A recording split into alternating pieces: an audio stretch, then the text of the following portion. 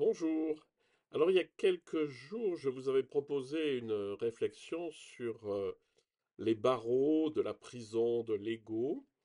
Alors, bon, évidemment, il faut toujours définir l'ego, mais l'ego, c'est quand même la somme de mes conditionnements. Il y en a qui sont utiles, comme de savoir conduire ou de savoir faire la cuisine, et il y en a qui sont limitants, qui m'enferment, hein.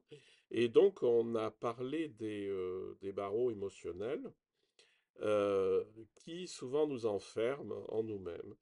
Et à la suite de ça, j'ai eu une prise de conscience personnelle que vous pouvez tous faire. C'est l'histoire du sentiment d'abandon.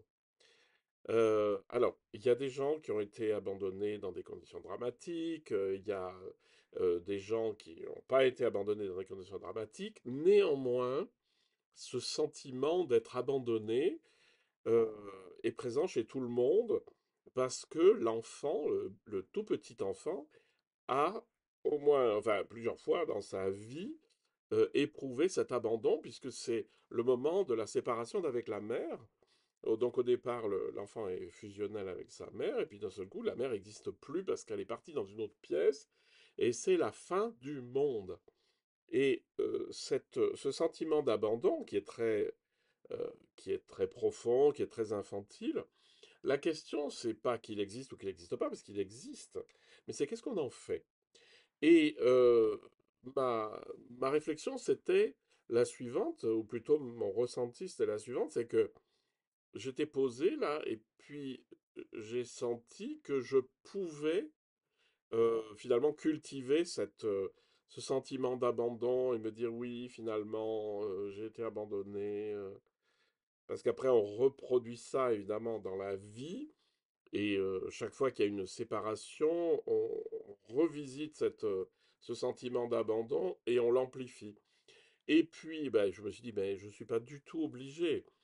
Alors, je sais qu'il y a des gens qui font des pseudothérapies où, oui, il faut retrouver en toi l'enfant abandonné.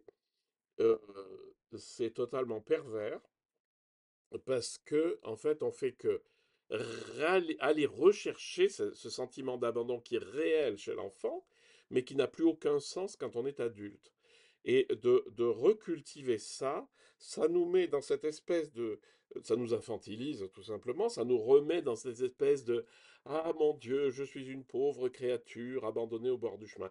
Il y a des gens qui ont été abandonnés au bord du chemin. C'est pas la question. La question, c'est qu'est-ce qu'on va en faire de ce sentiment d'abandon et qu'est-ce qu'on va en faire surtout dans le cadre spirituel.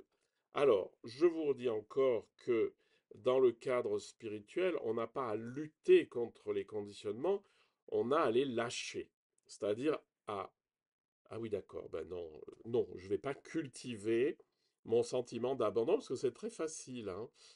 Euh, Moi j'ai fait la même chose aussi pendant des années avec le sentiment d'être seul, c'est-à-dire comme bah, pour des raisons biographiques, en fait, j'ai pas été socialisé dans des groupes parce que j'ai beaucoup voyagé dès que j'étais gosse. Et puis après, les groupes, c'est pas trop mon truc. J'ai pas ce sentiment d'appartenir à une meute ou à un groupe particulier. Mais j'ai vécu ça pendant très longtemps comme euh, cette espèce de solitude, de ne pas être intégré dans un groupe, etc. Et je m'en suis rendu compte et je dis, mais bon, non, d'abord, quand tu es dans un groupe, ça marche très bien. Et ce sentiment de solitude, finalement, c'est quelque chose qui existe en toi, mais que je ne suis pas obligé de cultiver. Et je ne suis pas obligé de toujours penser que je suis une pauvre créature. Alors, la réflexion que je vous ai faite sur ce sentiment d'abandon et sur le sentiment de solitude, c'est qu'en fait, ce sont des choses très profondes qui habitent en nous, mais qu'on est libre à l'état adulte de les cultiver ou de ne pas les cultiver. Ne pas les cultiver, c'est simplement de pas, lorsque je suis dans le fantasme, de ne pas me représenter, ah oui, je suis abandonné, je suis seul, etc. Et puis de pas se complaire, parce que c'est le mot.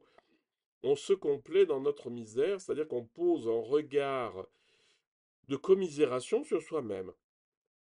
Alors, il ne s'agit pas de l'abandon réel. L'abandon réel qui peut avoir été gravissime dans l'enfance, il existe, c'est pas un souci.